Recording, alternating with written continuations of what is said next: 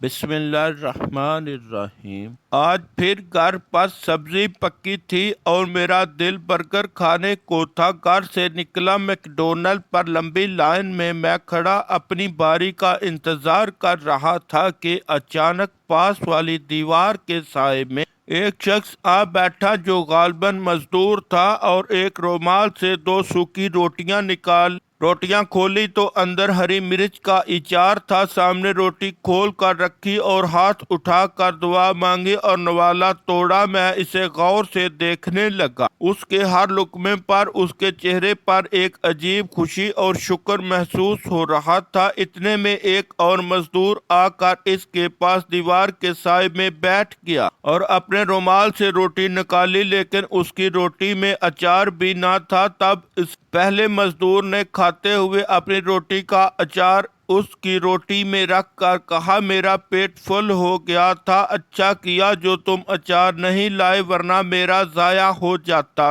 بس یہ وہ آخری الفاظ تھے جو میں نے غور سے سنے بھی اور دیکھا بھی۔ اتنے میں آواز آئی، سر جی آپ کا آرڈر کیا ہے؟ میں نے میکڈونلڈ کے سٹاف کی طرف دیکھا تو میری آنکھوں سے آنسو نکل رہے تھے اور منہ میں ایک لفظ نہیں تھا، بس اتنا کہا کہ مجھے برگر نہیں پسند، اور کھڑکی چھوڑ کر ان مزدوروں کے پاس جا کر رک گیا۔ مجھے سر پر کھڑا دیکھ کر وہ دونوں بکھلا گئے۔ ایک نے کہا، بہو جی ابھی چلے جاتے ہیں، بس روٹی کھانے چھاؤں میں بیٹھ گئے، اور میری آنکھوں سے ٹپ ٹپ آنسو بہنے لگے۔ میں نے ان کے پاس گھٹنوں کے بل بیٹھ کر کہا، اپنی روٹی سے ایک نوالا دو گے؟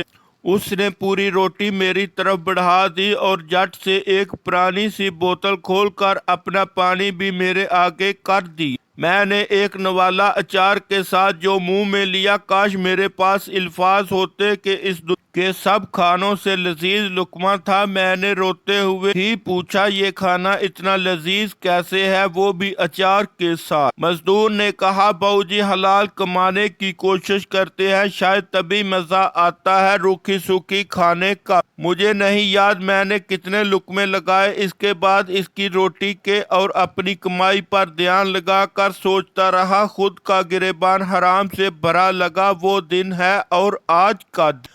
حلال کمانے کی کوشش کرتا ہوں، اور ہاں مجھے اب برگر نہیں پسند، سادہ روٹی کھاتا ہوں جو بہت لذیذ ہوتی ہے۔